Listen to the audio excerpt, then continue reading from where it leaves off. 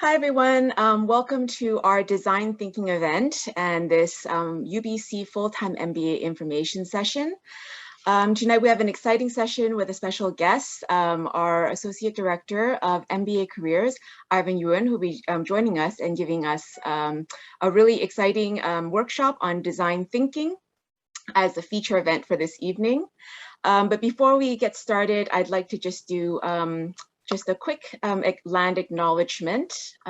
Just give me a second here.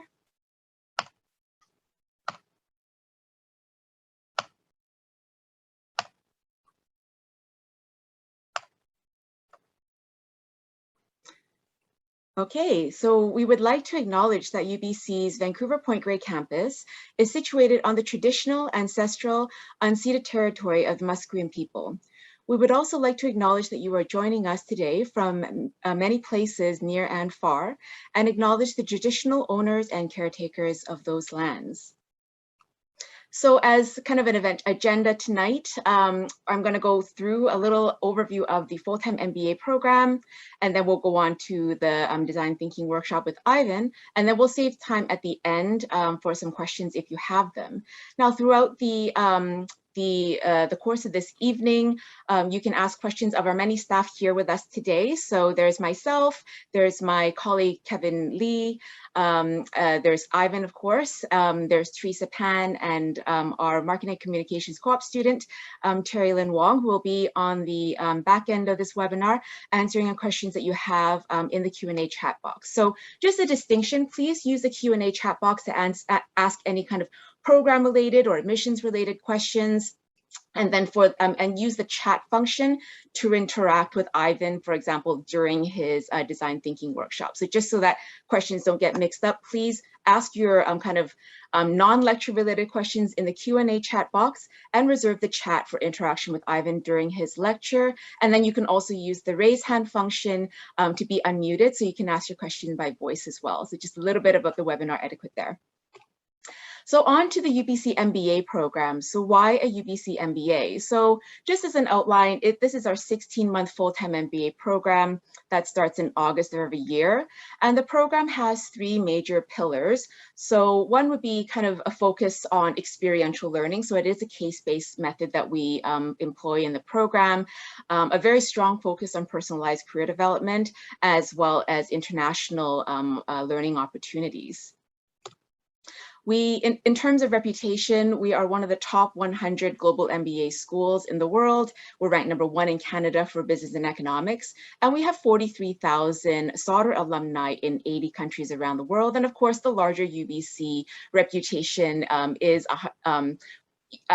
just as impressive, being one of the top 40 schools in the world, ranked every year for the past couple of decades, as long as they've been ranking universities, and also with a wider UBC alumni network of 300,000 alumni in 140 countries around the world. So when you go to UBC and you do the UBC MBA program, you're not only joining a world-class business school community, but you're also joining a community of global thought leadership in engaging with the innovative community that resides and works and plays at UBC.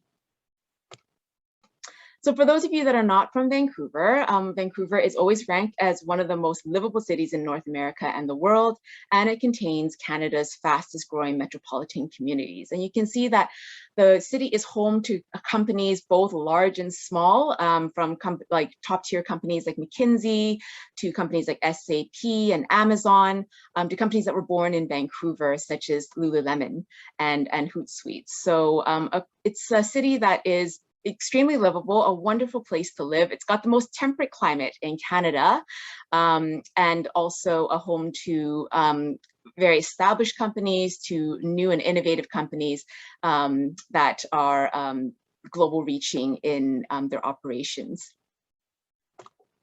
So this is what the full-time MBA journey looks like, the first half of the program. So you can see for the first part of the program, you start the program in August of every year. There's opening week, and then for the first 3 months of the program, you'll be doing your MBA foundations. So those are your foundational courses in human resources, economics, finance, accounting, and statistics. And then as you are doing those courses, like I said, we employ case-based learning methods. So you'll be doing integrated case-based while you're doing the foundational courses.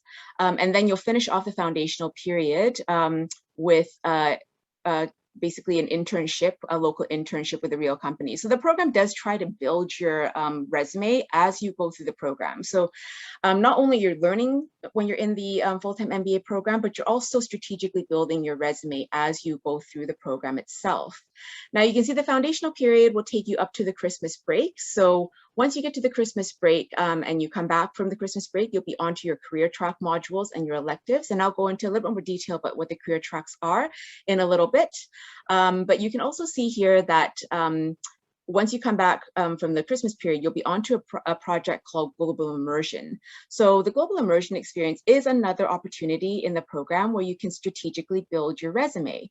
So this is a project that actually starts when you come back from the Christmas break, and kind of like you'll be consulting for an international firm for about 6 to 8 weeks, and then you'll go abroad to actually meet that firm, do site visits, company pitches, and learn how business works in a different country. And then usually but to the March break, so students usually vacation together.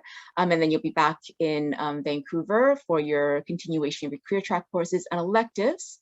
And then you'll be on to the summer experience period. So this would contain either a paid internship, or you can launch an entrepreneurial venture, or also do an industry project. So the vast majority of our students will do the paid internship project. So they can take place across Canada or even abroad. And students are typically paid between $3,000 and $6,000 a month for the paid internship. So it's a return on investment of approximately $12,000 to $24,000.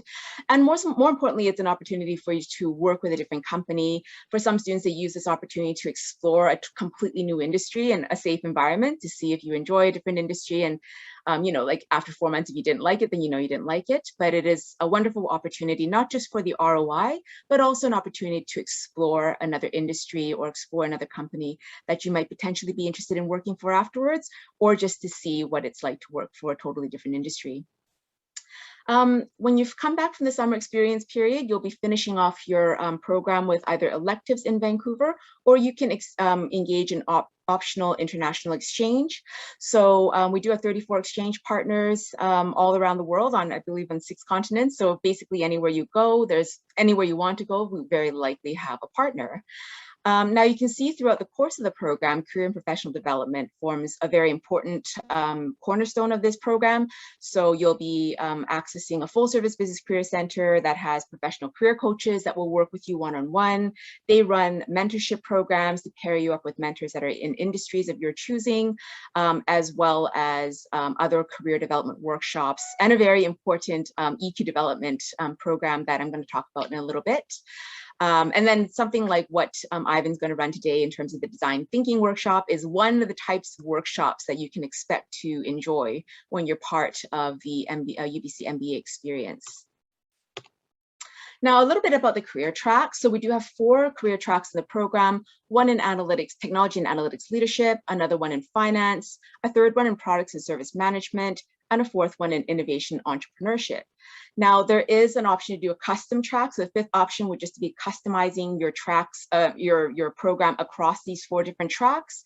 And up to 1/3 of your degree can actually be done outside of the Sauder Business School. So if there was a course in the Faculty of Law at UBC, or like the Faculty of Engineering, you can meet the prerequisites that you believe will help build your career and academic profile, as long as you get the permission of your academic director, as well as the permission of that course instructor, you're welcome to take that course and have that credited towards your MBA. So another one of those benefits of going to a world-leading school with a number of different faculties that you can potentially engage and even learn with in the program. The technology and analytics leadership track is one of our newest tracks in the program. So we're kind of mentioning here for those of you that are unfamiliar with it, but its most popular courses would be in courses like data visualization, AI commercialization, business development for scaling up, fintech, consumer analytics, automation, and machine learning. So these are obviously really important areas of development in the business world. So this is quite a popular track that students are increasingly interested by. But even if you're not taking this track, you can take some of the courses to get you up to speed with some of these new practices and data-driven decision-making in business.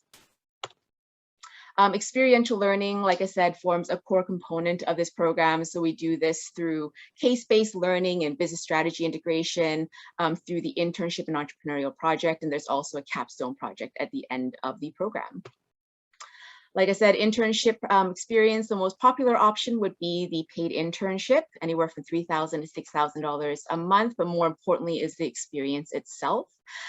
Or the entrepreneurial project. And there's also seed funding opportunities should you choose to pursue an entrepreneurial project. And of course, a number of different incubators and accelerators that are located right on UBC, and access to a community of innovators at UBC that aren't limited just to the business school. So if you are an entrepreneur, you can join E at UBC or Entrepreneurial Launchpad at UBC and find the collaborators you need to start your own startup. So if there was an idea for an app, you're not a computer programmer, very likely you will find that computer programmer right at UBC and collaborate with them free of charge, for example, and also find opportunities for seed funding and even scale up funding through entities like Creative Destruction Lab West right on campus.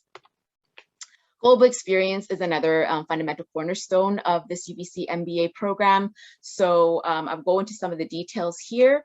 But UBC is the only Canadian member of the Global Network of Advanced Management. So this is a network of 30 elite business schools spearheaded by the Yale School of Management. And they contain top business schools like Berkeley, Oxford, and IE University, for example. And they allow our students in March and October to go on these global network weeks or do small online network courses. Obviously, last year during the pandemic, all of these course offerings were done all online. And then hopefully in the near future, we'll be back to doing some of these global network weeks in person. But the online options ran all throughout the pandemic. So that option to learn through the global network was still there, even despite changing and challenging international times. So some examples of the global network weeks that we've run in the past, you can see they often have a regional or institutional bent to them. You can see Berkeley ran a global network week on Bay Area innovation and entrepreneurship. Yale ran one on the behavioral science of management, and UBC ran its own network week on sustainable development goals. So again, exchange is also an opportunity that you can engage with in the program. And I actually just forgot to mention that because of our network partnership with the Yale School of Management and the Global Network of Advanced Management, we also run a dual degree with Yale. So for those of you that are tremendously ambitious, this dual degree will allow you to do the UBC MBA degree along with the Yale Master of Advanced Management degree, and in an abbreviated amount of time. These are two standalone degrees that would normally take you 3 years to do, but because we do it in a dual format with some double counting across the two programs, essentially the first year you would do at UBC, and then the next 9 months you would do at Yale. And in 1 year and 9 months time, you would graduate with 2 degrees, one from UBC and one from Yale, and basically have access to both networks. For those of you that are international and are interested in staying in Canada afterwards, all of degree programs in Canada over 8 months long will grant you eligibility to apply for a post-graduation work permit in Canada up to 3 years. And if you did the dual degree with Yale, you would still qualify for this work permit in Canada. So you know, if you study at UBC and you're interested in studying in Canada, then the UBC MBA degree can grant you that opportunity to stay in Canada afterwards. But also if you did the UBC Yale degree, you would also still have that opportunity for the post-graduation work permit, as well as access to an extraordinary network both in Canada and the United States. I always think of it as kind of East Coast and the West Coast, and you'd have it all in both those countries. So really tremendous opportunity. Doing the dual degree program if you're interested, and my colleagues here are available in the chat, or we'll also leave our email addresses at the end of this webinar should you have more questions about anything that I said during this presentation, including about the Yale dual degree. So like I said, exchange is another option, 34 exchange partners all around the world. and then personalized career coaching. You'll get a taste of tonight with Ivan's presentation, but that's a fundamental cornerstone of our program. And I did mention that the Business Career Center has done a lot of work on EQ development. So this is a soft skills development that is increasingly important. A lot of people say that these are the most important skills to succeed in the future. These are the skills that make us human in in a world that's increasingly, where calculations are increasingly done through machine learning anyways. So emotional intelligence skills are what helps us build relationships as people, helps us manage difficult emotions. They increase creativity and innovation, and allows us to lead others effectively. So our Business Career Center has done a great job of, working with a company called Roche Martin to develop kind of an EQ testing kind of program where they kind of build you an EQ profile, and you see the areas where you're stronger and weaker. And then in a very, almost scientific way, they help you kind of build on the skills that you need improvement on, so you can build a more complete and strong EQ profile for yourself while you're going through the program. So that's really exciting part of what the BCC has been doing, just a small part of it, but one that's definitely worth noting in terms of the investment that they've made in this program development. Career outcomes for this program: about 80% of our grads were employed within 90 days of graduation. This is the average base salary 90 days after graduation, but you can see there is a range of salaries depending on different industries. They range anywhere obviously from like 40,000 to over 200,000. So it really depends on the industry that you're interested in going into. You can see some examples of career changers and then career enhancers. So someone who was, military naval officer at the beginning of the program was an investment analyst by the end of the program. Someone who was, working in regulatory and public affairs, worked in business development as a director post-program. Some in career enhancers, so these are people that are kind of generally staying in the same industries. You can see someone that was a technical consultant, became a senior manager. Someone who was an accountant became a financial analyst. So you can see kind of a shift from more operational roles to more strategy roles by the end of the MBA program for a lot of our grads. You can see what our program, our class profile looks like here. So it's a relatively small class size, about 110 students, and they're usually divided into 2 classrooms. So you get a very intimate, small class experience. So usually about no more than 50 to 60 people in each of the 2 classrooms, and you will mingle across your 110 cohorts. We just wanted to make sure the class size was small enough for you to get good access to your professors. You can see a range of different disciplines that our students will come from. Engineering and business are always like kind of up there in terms of most MBA class cohorts, but you can see that our classroom comes from many different types of backgrounds, including science, social sciences, humanities, economics, computer science, law. And you can see a range of ages. So that's another question I often get, is there's a right age to do the MBA, and we're not looking for cookie cutter age. This is, like you can see by the range of ages, there's not like a specific age we're looking for. It's just we're looking for people that are ready, whatever their age may be, to benefit from the UBC MBA program. Work experience by industry, you can see that there was a range of industries represented as well. So again, I do get that question, am I in the right industry to benefit from an MBA? And the question is yes. Whatever industry you're in, you can use the business skills you get from an MBA to enhance both your career prospects or bring back different types of skill sets to the industry that you're working in or to an industry that you're interested in moving to. So these skills are broad and they work for any industry, wherever you come from and wherever you want to go. So admission requirements, we're looking for a B+ average for your GPA as a kind of, a standard. And now I want to mention right here that this is kind of a guideline. So if you fall slightly below the guideline and you're worried about it, just feel free to book an appointment with us or chat with us or ask us a question. And we'd be more than happy to let you know, look at your profile and answer any questions you have. So make sure that, these are guidelines. So if you fall slightly below, it doesn't mean that you're necessarily not going to make it into the program. There are ways to to counteract it. And one of these ways, actually, if you are slightly below in your grade point average, is to score a little higher on the GMAT or GRE. So the GMAT, a competitive score, would be a 650. GRE, a competitive score, would be a 320.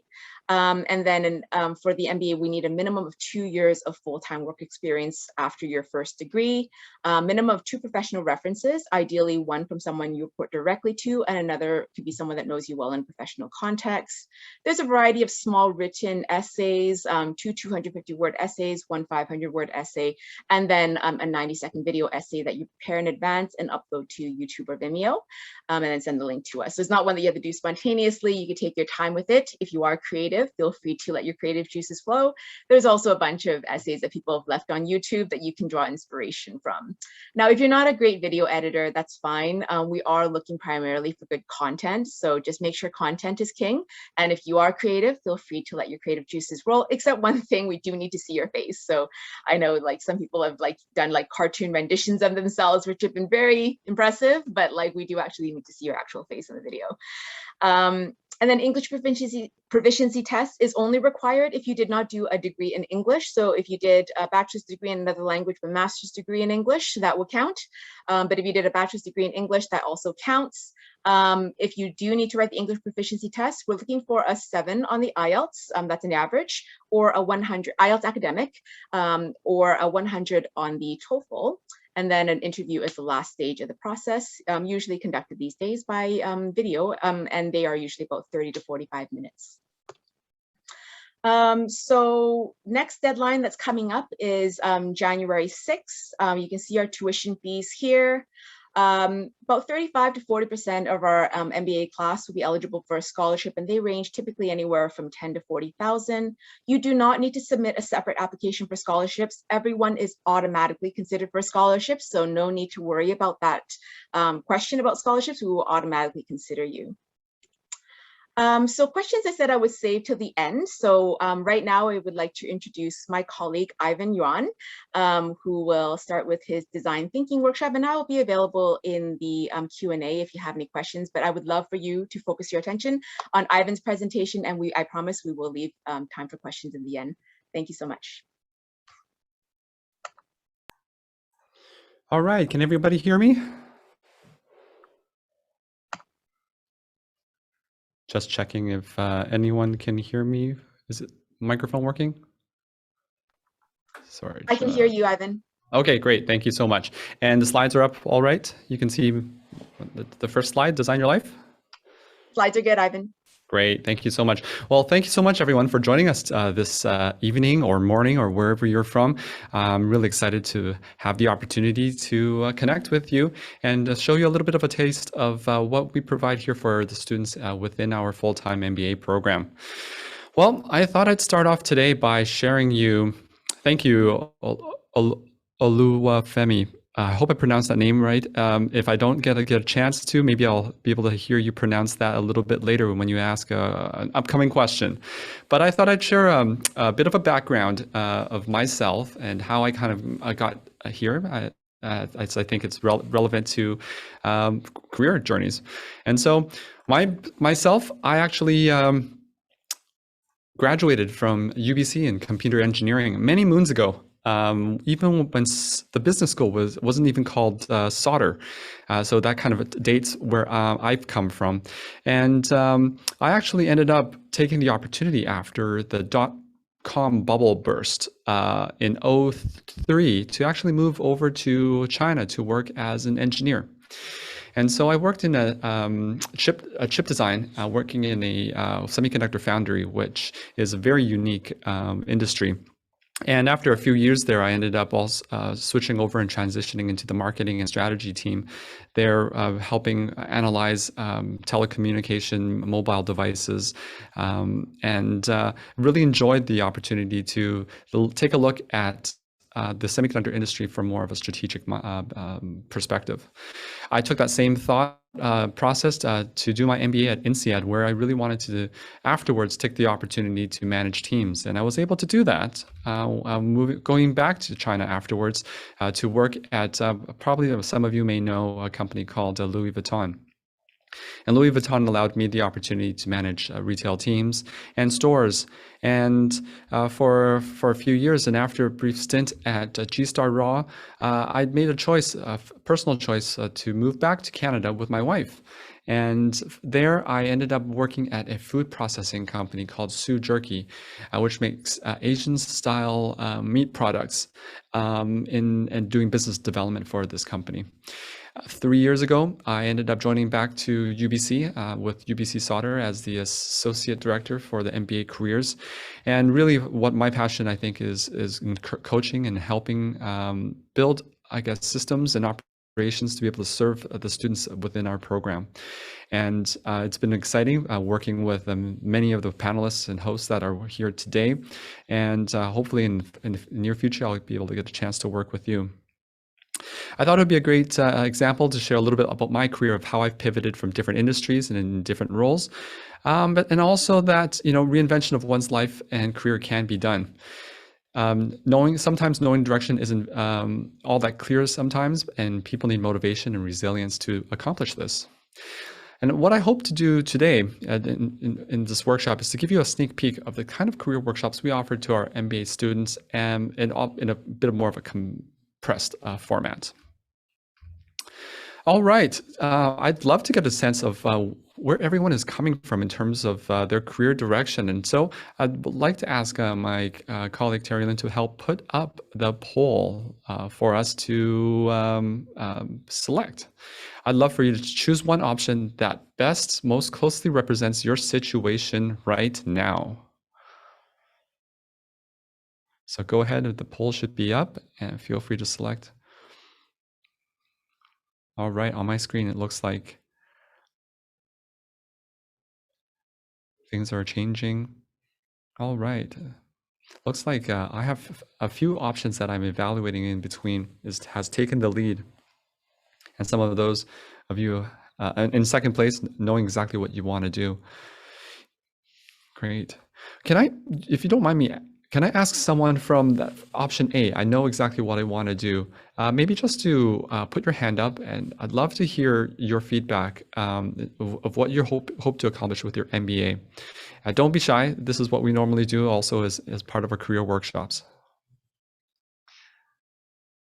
Anyone have their hand up? I'm hoping I also see this on my screen as well.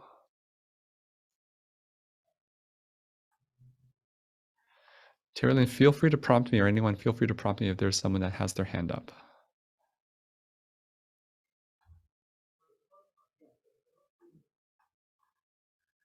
Okay, all right.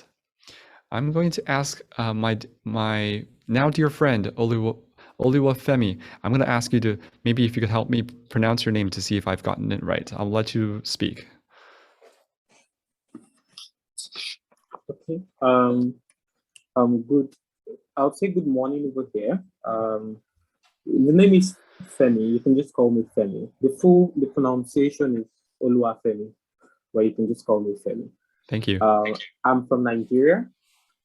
So for me, the reason why I'm interested in the MBA program is, like, I want not just a career pivot, but also to consolidate my experiences, right? I sort of have like a very diverse experience in finance, audit, compliance, risk management, supply chain, tech, products, management consulting over my 7 years career, right? And what that has helped me do is gather all these experiences and see things from a better picture and connect dots better. But I also realize it's easy to probably become a jack of all trades and a master of none. Right?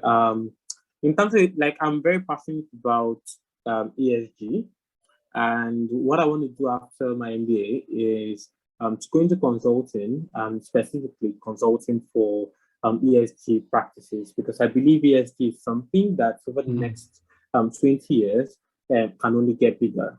And the markets, especially if you look at the way the world like the way the world economy is, everything is being driven towards ESG businesses, either it's from green energy to how we mine materials in Africa, for example, to how we assist third world countries in terms of governance, to the environment and all that. And I believe there's no better time than now to consolidate all my experiences to really put my leg in the door on ESG consulting and impact after my MBA program. I also intend setting up NGOs after my MBA program to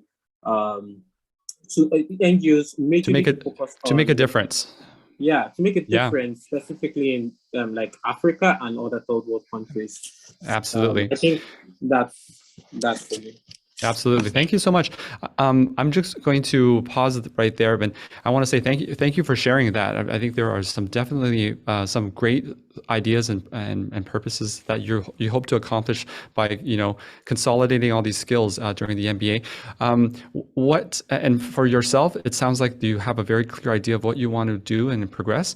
And for some of you, obviously from the poll, not everyone is as clear.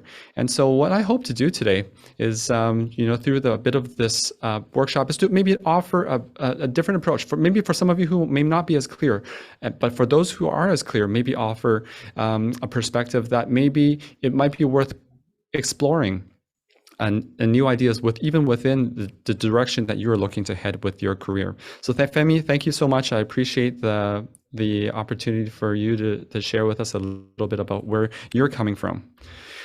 Just moving forward, I'm going to present with you an old school picture, and many of you probably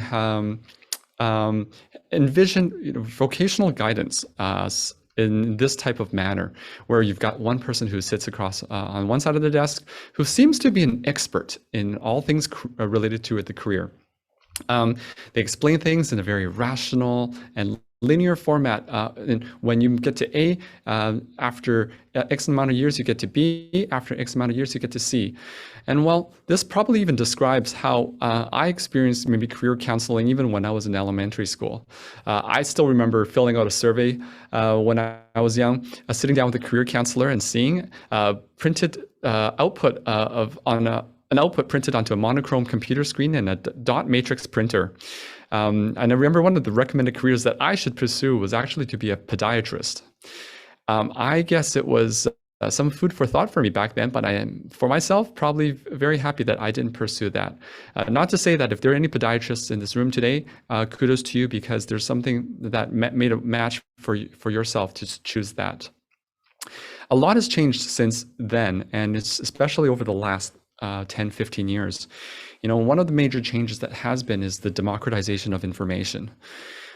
With the onset of the search engines and the internet, there's a lot of information that you can find on there. And with that information, could potentially be even more current than what comes across my email box or our desks.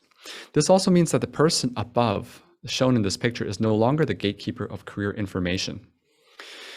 This, with your own personal digging potential, you could find a lot of information about job opportunities or opportunities that may be emerging, and maybe be a fit for some of your career goals and skills. So the impact on ourselves as a career services department and team leads us to serving our students very differently than what you see in this picture. We serve now more as facilitators, connectors, and curators of relevant information and resources, and also people potentially within the UBC Sauder community.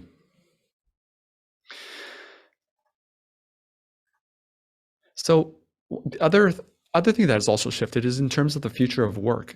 Because of the onset of the big impact of technology, the workforce also has shifted at how it employs people and how roles have evolved. In one study, since 2016, there has been a 78% increase in job posts mentioning the term workplace flexibility. And while 63% of millennials would switch jobs if it meant that they were allowed to work flex time. Another survey found that 79% of executives expected contingent and freelance workers to substantially replace full-time employees in the coming years. On top of that, factors including the increase in the gig economy And last but not least, as Vivian mentioned earlier, that big data and automation and also AI has basically shifted, caused the trend of jobs to be able to disappear and emerge as quickly, quicker than ever before.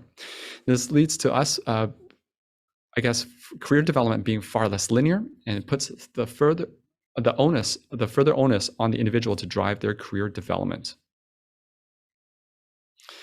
So in the world of design, there is a term that the lady used called design thinking. And I'd like to ask anyone here today what you might think that term means.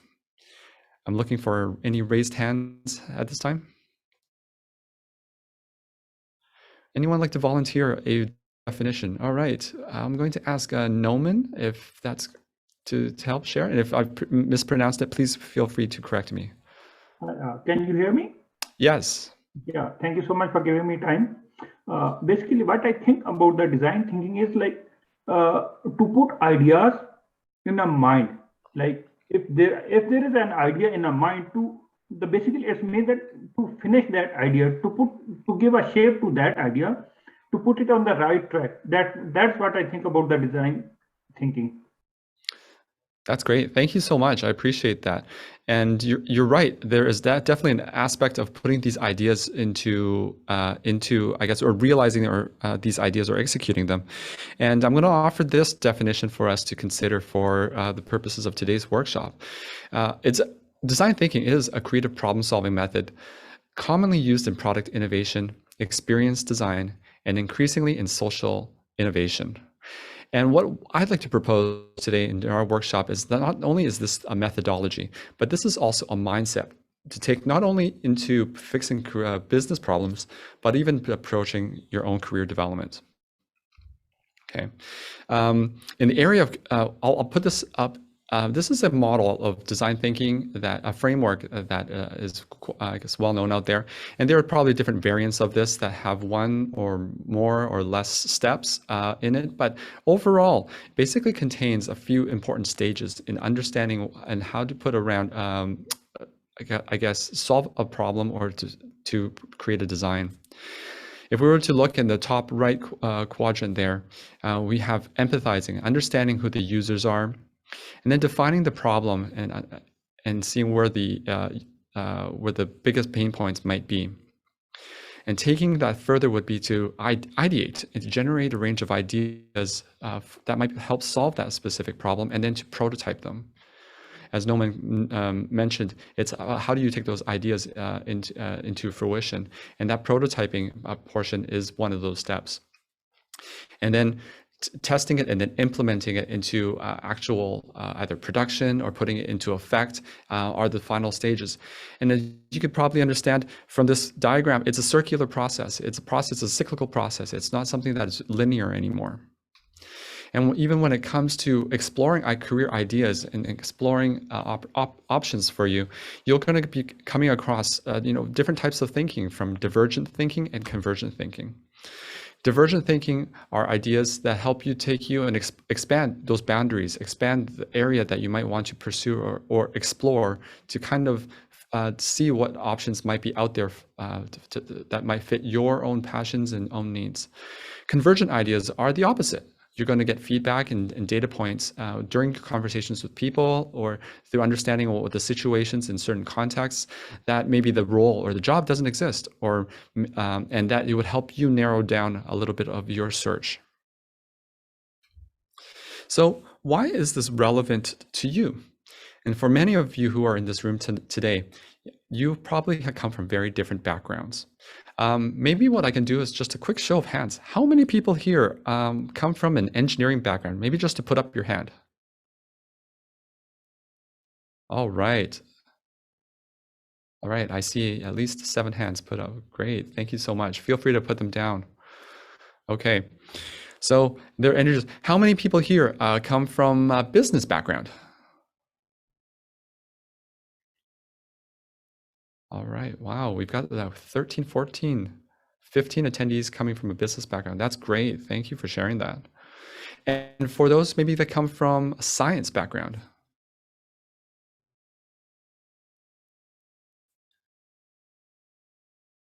Great. We have, I see 5 hands putting up their hands for science. And for others as well, maybe coming from the arts. Anyone from the arts? Great. We have a good representation from there as well. Well, it's really interesting because, through your studies in these specific areas, you've probably trained to take a look at problems from different perspectives or mindsets. What we want to show is, for myself as an engineer, we're probably trained to look at things from a way by solving your way forward. And so when we're looking at building bridges, or maybe we're looking to build buildings or circuits, we're looking to find a solution to a problem. For those who study business, many of you probably are trained to look at ways to optimize your way forward. And so you're looking to look for ways to make things more efficient, or make things profit increase, or operating margin. So you're looking to be able to create those efficiencies. For those who came from the research type of background, maybe you're looking at ways to, through an analysis perspective, to analyze your way forward. And while each of these have their own validity, what we're saying is not to disregard them, but we'd like to also introduce design mindset as another perspective looking forward. The design thinking mindset is to really to build your way forward, and as it also applies to careers as well. Does anybody know who this is on this picture, in this picture? Feel free to jot it down in the chat. Any guesses?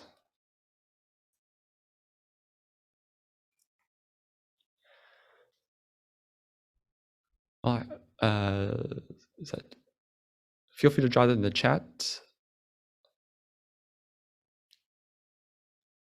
If not, that's fine. Joseph, I'm going to let Joseph, do you have your hand up?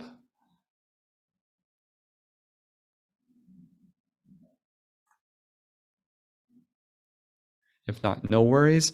All right, well, for those of you who don't have, Sienna, great, a design mindset founder. That's a good guess. Oh, great, thanks for jotting that down. This person pictured here is actually David Kelly. Okay, and David Kelly is the founder of the global design and innovation company called IDEO. Kelly has also founded Stanford University's Hasso-Plattner Institute of Design, known as the D School. As Stanford's Donald Whitner Professor in Mechanical Engineering, he is the academic director for both of the degree-granting undergraduate and graduate programs in design within the School of Engineering, and has taught classes in the program for more than 35 years. And on his main tenet is that design thinking is empathy for people. Okay, the people that you're trying to design for. And leadership is exactly the same thing. That is building empathy for the people that you're entrusted to help. In fact, a lot of what we're sharing today in our workshop is based on the material from these two fellows, also from Stanford. Dave and Bill wrote the book called Design Your Life, based on a course that they teach out of Stanford University. And both of them basically started out as engineers. Bill Burnett is the executive director of the design program at Stanford, and he's worked professionally on a wide variety of projects. Some of those that you've probably heard of, including Apple PowerBooks, or to the original Star Wars action figures. Dave Evans is a lecturer at the product design program at Stanford, and a management consultant, and a co-founder of a company that even was featured earlier in Vivian's slide, Electronic Arts, having previously worked in product marketing team of Apple. So Designing Your Life is a book for people who want to claim control of their life instead of living in somebody else's. It's a book for those who seek ways to live a more fulfilling life and squeeze lessons out of their daily grind. And highly, highly recommended. Oh, Shivat, thank you so much. I didn't see that response before, but yes, that is correct. Thank you. All right, so basically to recap, a designer's mindset is to really to kind of help develop, to look at it from these 5 perspectives, okay, or these 5 main thoughts. To be curious. You're approaching a problem open-mindedly, to be listening for inspiration, to be looking to answer not from a yes but perspective, but from a yes and perspective. You'll be willing to try stuff. You're biased towards action. You're not just looking to think, but you're also looking to test ideas. You're not afraid of failing, and you're not attached to a particular outcome. And when you reframe problems, you're more willing to examine your unconscious biases and dysfunctional beliefs. And by doing so, you get unstuck more easily, and it helps you work on the right problems. And design is a collaborative process. And so life and career is also the same way. There will be a lot of actual work done with people that are in your community. By being open and vulnerable to these people, and by withholding your judgment and being open to be inspired by these people, you probably are opening yourself to people from different backgrounds and different perspectives, and they can spark a lot of new ideas. And last but not least, to be willing to ask for help. Okay. So the purpose of our session today is really to help you develop that mindset in the MBA journey and your life beyond that. With the onset of machine learning, AI, and automation, it'll dramatically change the landscape of the future of work. And so this means the emergence of new jobs and the disappearance of old ones. And we'd like to teach you this set of skills and a mindset so where you can be agile and constantly reinvent your life and your career. So in a regular workshop, we would just go through each of the stages of the design thinking process. But today, for us to just demonstrate, we're going to go over the first stage of design thinking to understand how it might apply to your career. So let's look at the first stage, which is who are your users and what do you need to understand about them? Well, in the case of careers, the users are basically yourself and your potential future employers. From the Career Center perspective, we can provide a lot of tips, links, and resources. But definitely one of the most understated needs that any MBA student that comes into the program can really dig deep and unearth would be just a further awareness, self-awareness about your own self. What is it that interests you? What motivates you? And what drives you forward? If there's any advice that I could offer to any students looking to pursue an MBA, it's really to understand yourself really well, because it's really from there that you're able to find a sweet spot between what you have to offer and what the world needs. So let's focus on yourself first by completing an exercise, and we'll talk about the research piece later in this workshop. All right, so many of you probably have received the document that was sent out earlier today, and I'm going to also jot down a link just in case if those of you who have access to Google Docs. Here is a copy that you can open up on your web browser, and you'd have to copy and make a copy yourself and maybe download it onto your own computer. Okay. Anyone have trouble accessing that link or the file that was sent to you earlier before? If not, okay. I'd love for you to open it up and join me in just trying this part out and experimenting this type of exercise. Okay.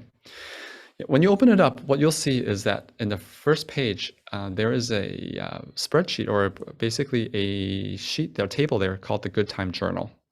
And in the Good Time Journal, you'll see a few columns. Oh, sorry about that. Thank you for resharing that. I sent it over only to the hosts and panelists. Now it's been shared to everybody. Great. All right, so I'll give you another minute just to open that up. All right, and what's presented basically before you are 4 columns. And what we're going to be doing, and maybe I'll use terminology from an accountant. What we're going to be taking is an audit of the type of activities you're engaged in with your current role. Okay. So one of the benefits of this exercise is really to extract the activities from that role or job or position to help you understand potentially what you can replicate and amplify. I guess the premise is, if we know what leads to having a good time in our last career or our previous jobs, we can try and replicate and amplify that in our next career. Okay, so to start that process, take a moment and start. I'll give you a few minutes to start jotting down some of these activities that you might be engaged in. So for instance, some of the activities that you might want to write down is maybe you're calling clients, maybe you're presenting to team members, maybe you're planning projects, maybe you're budgeting, maybe you're performing analysis. On the right-hand side, you'll see 3 other columns stating engagement score, energy score, and flow. And engagement basically is feel free to put down a score of 1 to 10 for each of those activities. And in engagement, what you want to be trying to evaluate it on is whether you feel happy, excited, focused, or interested in performing that specific activity. The next one is an energy score, and you'll notice that it's -10 to a 10. And what this is potentially that activity may give you negative energy, as in it draws energy away from you, or maybe it is a positive energy giver. So maybe that activity energizes you. Or it could potentially be neutral as well. But if it's a positive, it's usually because when this activity is fully aligned with your core values and what you are good at. And you may really even care emotionally about that particular subject, object, or people involved in the activity. So therefore, high engagement doesn't necessarily high energy. Being good at something doesn't necessarily mean that you like it. And the last is flow. And flow is like being engaged and energized on steroids. And maybe I'll show a picture of, some people, athletes or even people in the creative arts, they always talk about a sense of flow in some of the actions or work that they do. Whether you're on a surfboard or here in Vancouver, whether you're on a snowboard or in that picture above, like as a dancer, maybe there are some specific activities where you actually get a heightened sense of that engagement and energy, and in a sense, and you could put down yes in that column for flow. Okay, I'll give you a few minutes, maybe if you want to jot down a few more activities. And while you're doing that, I'm going to maybe share a little bit more, as you're doing this and trying to understand a little bit about yourself and taking an audit of the activities that you do. Some of the things that we do from a BCC perspective is that we also offer, various assessments that help give you additional data points in who you potentially are and maybe areas that you may want to improve and work on.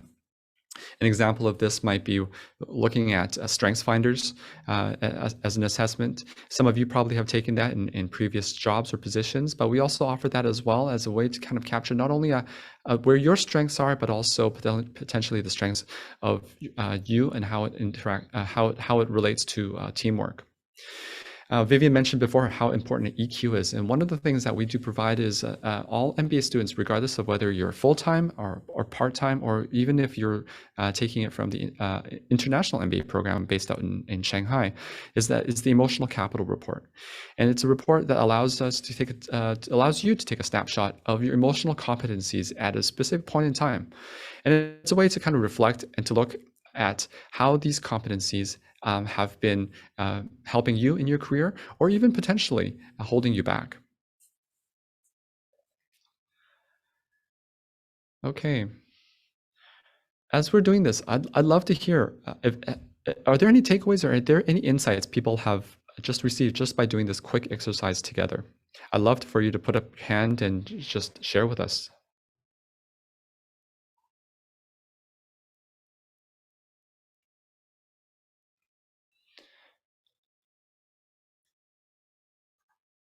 Any thoughts from our attendees? All right.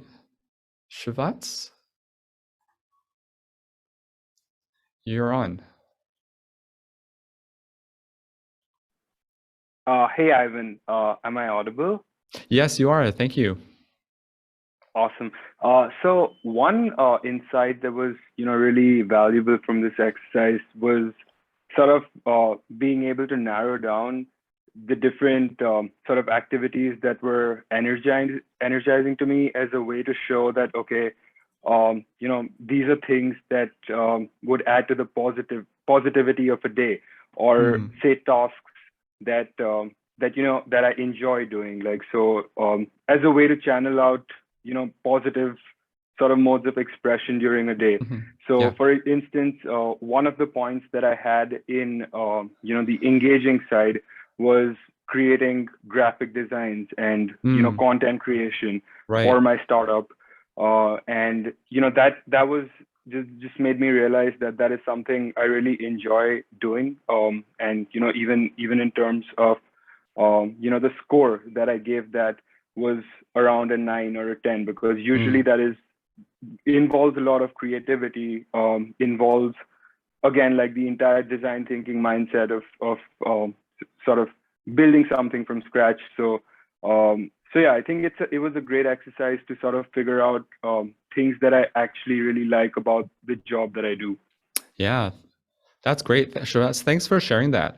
And if I could probably relate as well. I think probably I didn't have this book. This book, I'm not sure if it was published when I was an engineer working on chip design, but there were probably different aspects of the engineering process that I liked more so than the others.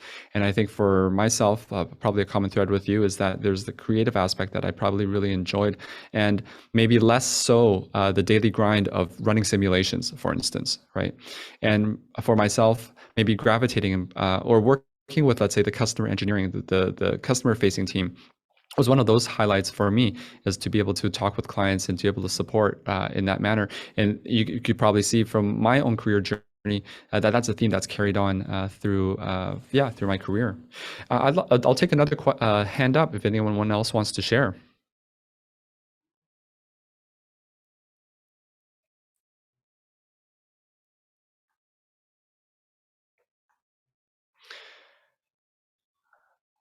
All right. Well, we have Noman. Feel free to unmute yourself. Is it fine now? Yes, I can hear now. Thank you. Actually, what it seems to me is like it gives two type of perspective. One thing from individual point of view, and the other thing is like from organizational point of view or the company's point of view. Like individual point of view, what it says, let's suppose if I'm going to do it, it will let me figure it out what activities I like most. Yeah. What activities are the main factors that could motivate me in a team, in an organization, and how I can excel and how I can advance and learn and develop myself in that particular environment. Second thing, how organization can benefit out of it is they can analyze how teams thinks about the thing, what activities and what trends team likes, and how team want to go, so that they can design their task according, and they can get best out of it. That's what I think about it. Great. Thank you. Those are two great insights, and I'm going to offer another one to build on top of that. I think because those two are really important when you're talking about managing teams, managing work, and managing allocation across a team. Not everyone is built the same. The third is also, especially when you're looking into exploring, I guess what the job market might look like. It also helps you articulate some questions that you may want to ask potential employers. And even you might be drawn and attracted to some big names, you might be able to craft some of your questions. So when you address them to them, you realize that even though they might be a company that was on your radar, but is no longer because of the way that their work might be structured, might not be best suited to your strengths. And so thank you for that. So I appreciate it. And I'm happy to take more questions afterwards as well in our Q&A. All right. So as you probably have moved on onto the second page, one of the ways that you can kind of go through the list of activities is to take a look at them to see what is working and what's not working by trying to figure out some of the factors that influence some of those activities. So when you look at here, there's an AEIOU method that we also like to take. It's to look at each of those activities from an activities perspective. What common themes take place in those activities? If it was structured, what role did you play? How did you use your role? What environments that may have contributed to having maybe a higher engagement or lower engagement? Were there interactions? Were they formal, informal? How decisions were made that you liked or maybe potentially didn't like? What objects, devices, tools, systems, platforms, resources that may have played a role in how you how you felt? And then last but not least, people. Think about the leaders, the direct reports, the structure of companies, I guess the environment that you worked in, and what that made it a positive or negative experience. Okay. So We'll just due to time, we're not going to do that, but this is another framework that you could use this to apply to looking at some of those activities to kind of figure out maybe there is some validity to some of those negative, I guess, experiences, but maybe you should be looking at some of the I guess the factors that have influenced them. So once you have an idea of what you like and dislike, then what you're looking to do is to kind of define the problem and then move on into ideating. And in our normal, I guess, elongated workshop that we provide in the careers is we try to have an ideated time for students to kind of think through and maybe even brainstorm. And why do we ideate? And ideate from a design thinking perspective is that our minds generally like to get rid of problems as quickly as possible. And so it's very often that our minds surround first ideas with a lot of positive chemicals that make us fall in love with them. And so the lesson of the day might be, don't fall in love with your first idea. So it's always best to choose, you always have better decisions when you have lots of good ideas to choose from. And that the first solutions are often very average and not very creative. And so an example of this is, as you filled out the poll earlier, you might be coming in from a very different perspectives of how you want to take the MBA career journey for to accomplish a specific career goal. If you're an entrepreneur, for instance, maybe what you're looking to do is you're looking to flesh out a business idea, or maybe key customers or partners that you might want to look into and explore opportunities to work with. Maybe it's a pain point that needs a solution. Maybe you're trying to identify and define and crystallize that scope.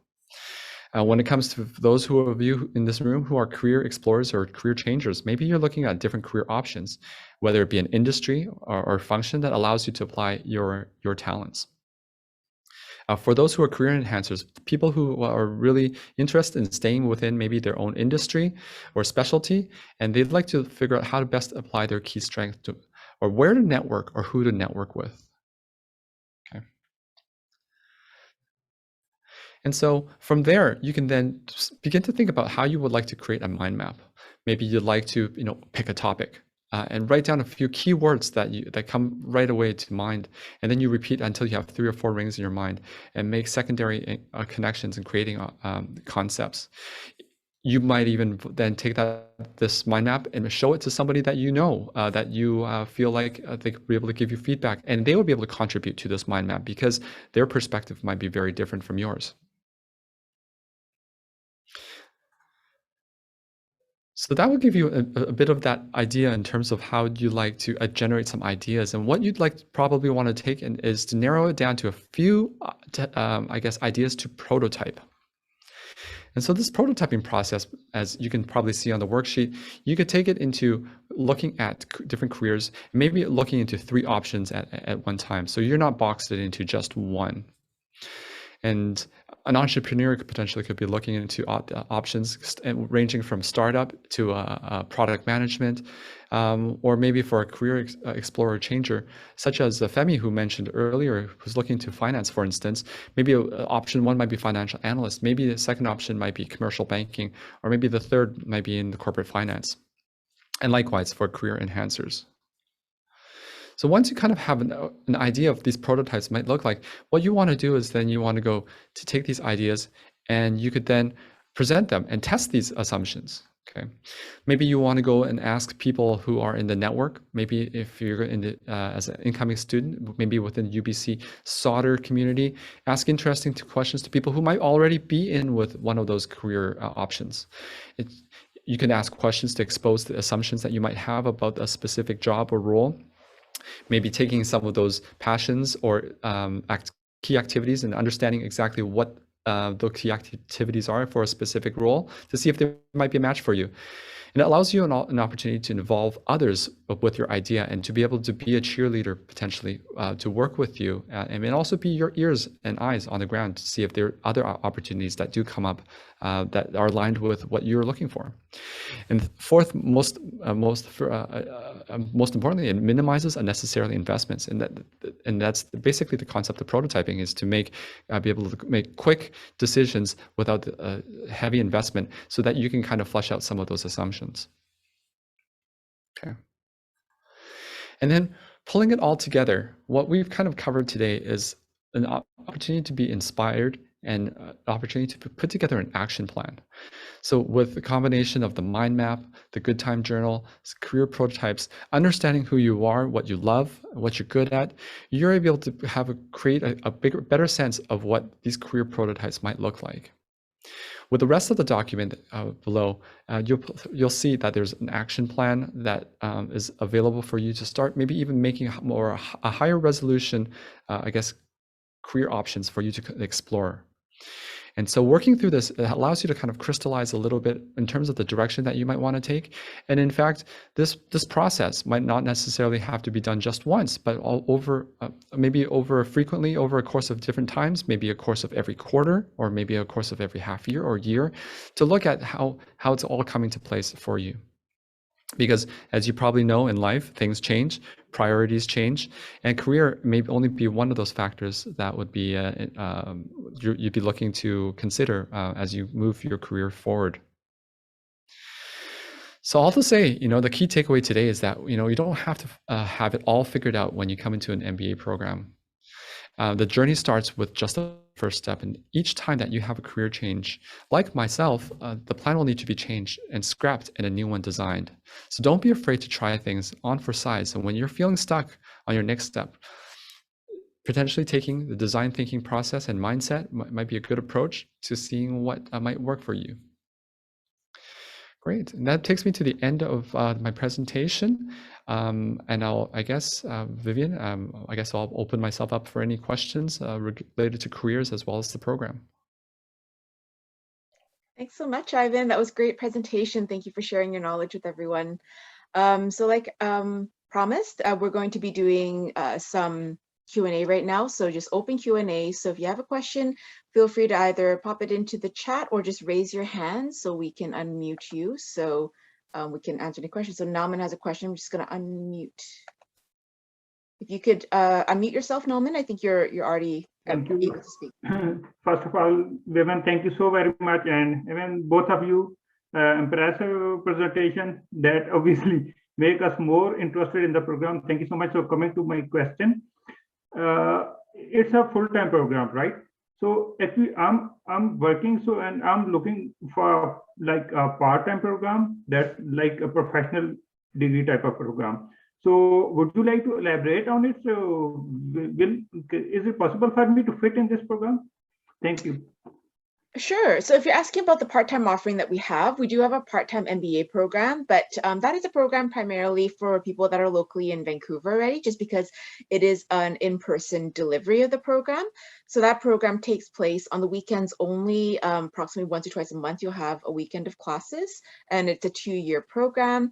But again, most people are already working in Vancouver because you have to be in Vancouver in order to do that program. So that would be what our part-time program looks like. Is there a follow-up, Nauman? Does that answer your question? Please go ahead, Nauman, if you have a follow-up. Thank you. Yeah, actually, I'm already at UBC, so. Oh, okay, perfect. Yeah, so you could definitely participate in or apply to the part-time program at UBC. So that's the best thing for me. And then is there any chance to GRE waiver? I don't think so. There is a waiver eligibility. I can share the link in the chat box. You can review it. Our application period for the January 2022 entry for the part-time program just closed. So at this point, you're going to be applying for the next entry of the program, which is January 2023. The link I'm going to include in here will be updated with new admissions information, but you can always check back on the link to review the full requirements as well as any requirements for the waiver of the standardized test.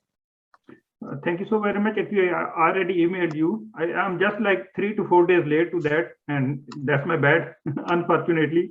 So obviously, but 2013 will be late for me. So if there is like any August, September attempt for that matter?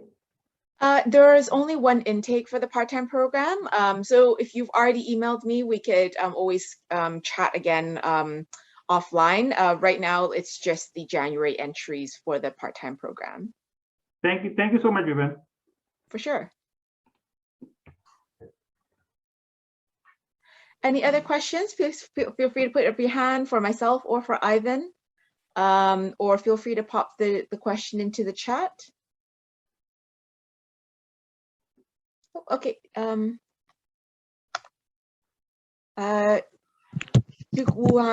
Hami? Okay. Hi, Vivian. Hi, Ivan. Thanks for the lecture. This is Chukuma. Yeah, you could just shorten it for Chuks. Chuks. Okay. All right. Sorry, I'm actually listening from Nigeria. It's past 2 a.m. in the morning here, so that's why it's more like we've been quiet. But my question is as regards the application. I think the first round of application for August 2022 entry just ended October 5th. Mm-hmm. And so for people that apply before the next deadline or before the deadline that is passed, when most likely would they expect to receive a feedback? Like how many weeks does it take to get a feedback after application? Typically speaking, it takes about like 4 weeks or so to get the initial evaluation. So for us to verify your documents and do an initial evaluation of your documents. And then you'll know whether you got an interview. And once you book the interview, it's another 1 to 2 weeks to know whether you got into the program. So it's about a 6 to 8 week process from the time you submit a fully complete application to knowing whether you got into the program. Okay, all right, that's fine. Thank you. Absolutely. Any other questions we can help with? Nauman, you have a question again? Feel free, Nauman, you can unmute. Okay, I see Shrivatz has a question. Please feel free. Is it enough, like if I have my credentials executed by the West World Education System, so will the report will be enough, or still I have to submit all the transcripts?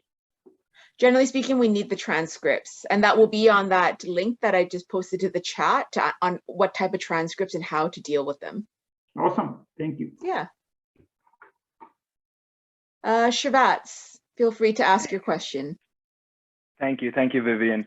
So Ivan, this question is actually for you. It's more specific for the design thinking presentation you just gave. Also, thank you so much for that lecture. It was really valuable.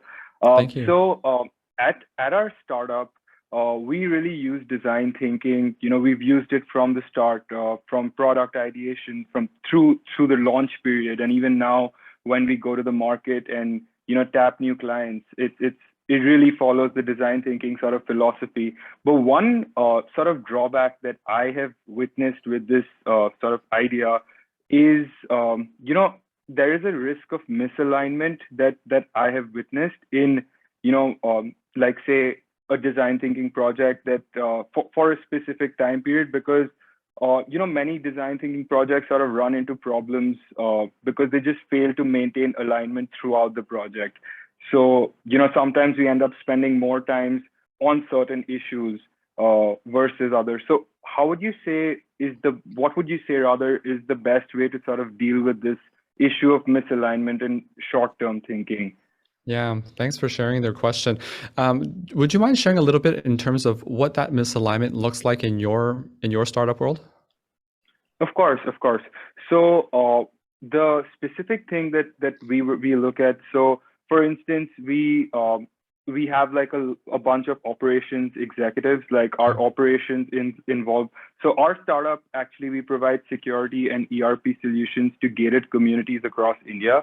And for our operations team goes out on the field to train security guards and blue collar employees who aren't very literate, So, a lot of some of the misalignments take place in terms of the way the training sessions are conducted. In certain cases, they go very smoothly, but in some cases, it takes a lot longer, and maybe, it has to be reiterated several times. So I guess that was one of the misalignments, maybe, if that makes sense. It does. And I would say, you know, when it's almost as if I mean, I'll offer this potential perspective, and same thing with for careers as well. You know, you probably had an initially unearthed a opportunity at the very beginning of to kind of step in and to introduce surveillance for these gated communities, and then it's almost as if during the process you've also then unearthed another pain point. Right, so it's almost become Right. two separate issues that you're dealing with, and then maybe from all the information that you're gathering, maybe the trainers that have come back into your startup have said, you know, we're seeing a large variance in terms of how the training has taken place, or the satisfaction, or the effectiveness, and then it's almost like then potentially you might want to take it to the design thinking process to try and address that specific pain point. And so that's one perspective to take it, but then also another perspective is also, as well as, you know, that might be the aspect of commercializing or implementing or executing Right. that long-term plan, and that long-term plan includes having to deal with how to address that training bit. Right. Awesome. Thank you so much. I think that definitely answers the question. Thank you. Yeah, Samard had a question as well for, you know, what is the design thinking methodology difference between the plan, do, check, action? Am I correct? I think that's what a lot of engineers and process consulting looks at is I think there is how do I say? I think the PDCA and I only offer one perspective. I'm not an expert on change management, but PDCA is definitely a rigorous process into addressing iterative changes and improvements, right, for processes or problems that have taken place. And I think the design thinking probably is a macro kind of level of perspective into how you kind of address it. And in fact, a lot of these things are all intertwined. And in the PDCA, for instance, is probably necessary, especially in the engineering or engineering industries, because you're talking about like risk being a huge factor in anything that fails, or if there are issues that take place there. And so you need to have a robust method of going back and fixing them. I would say the design thinking process as well is great for potentially looking at things from a different perspective, but it doesn't necessarily mean, especially for what I just mentioned in engineering, to replace it. So I think there's going to be areas where you're going to have both taking place at the same time. You're going to have design thinking to innovate, but you're also going to have your rigorous processes in place to continue to make sure your existing operations are meeting those specific operational standards. Does that help? Great, thank you. Sorry. Ivan, I see a question here. Gordon has asked, I think you're the best person to answer it though. He mentioned Sauder has some career coaching. How would you say these services align or overlap with the design thinking framework we discussed today? Yeah, that's a good question. I think first of all, probably one of the the main takeaways from our workshop today is that your career is the way that we approach careers is very different from your traditional sit across from the desk type of I guess approach. Just because jobs are less linear nowadays, with the influence of technology and tech, means I guess frequent changes in terms of the job roles and positions. I guess, and on top of that, when you're looking at, sorry, I'm just going to scroll back up with a question. Okay, and so from a careers perspective, I think we look at things from that perspective and helping you shape what you want to do long term in your career.